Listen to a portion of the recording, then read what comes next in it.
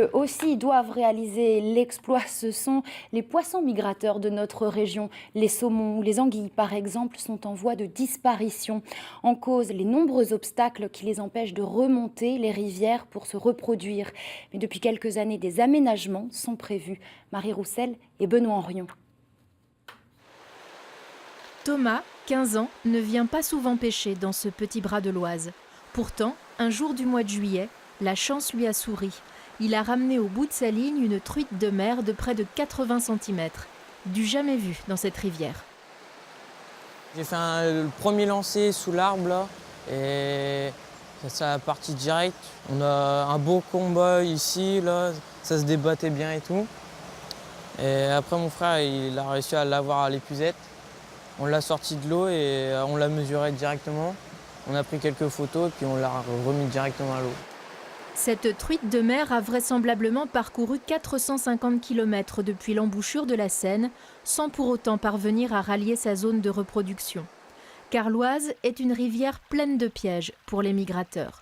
Elle comporte pas moins de 56 ouvrages qui sont autant d'obstacles à la remontée des poissons, comme cette centrale hydroélectrique avec une chute d'eau infranchissable. Sur notre secteur de l'Oise, on est exclusivement en domaine privé, donc c'est un peu au bon vouloir du propriétaire. Et même s'il existe une réglementation au niveau du Code de l'environnement qui oblige certains propriétaires qui disposent d'ouvrages sur certains cours d'eau de les mettre en conformité vis-à-vis de la continuité écologique, ça c'est la théorie. Dans la pratique, finalement, il y en a assez peu qui sont aménagés. Si l'Oise est difficilement praticable, l'Aisne en revanche commence à être aménagée. Nous voici sur le nouveau barrage du Carando, mis en service il y a 18 mois. Par obligation légale, il a dû s'équiper d'une passe à poissons, ce long couloir entre le barrage et la berge. Le poisson va rentrer là, il est attiré par ce débit qui sort de la passe à poissons, et puis il va remonter à travers différents bassins.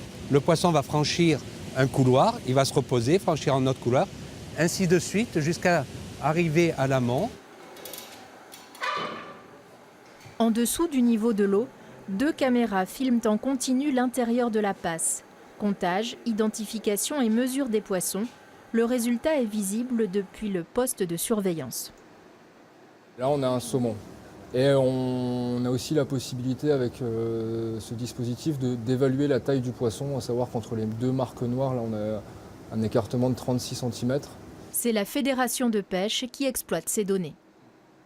Ce qu'on a pu confirmer grâce à ce système, c'est la présence de grands migrateurs, tels que le saumon, la truite de mer et la lauze, dont on n'avait jusqu'alors aucune connaissance dans le département. Mais difficile d'évaluer pleinement l'efficacité de ces passes à poissons. Encore faut-il que les migrateurs en trouvent l'entrée, qu'ils les franchissent sans retard et suffisamment nombreux pour rejoindre ces zones de reproduction en amont des rivières, garantes de la survie des espèces.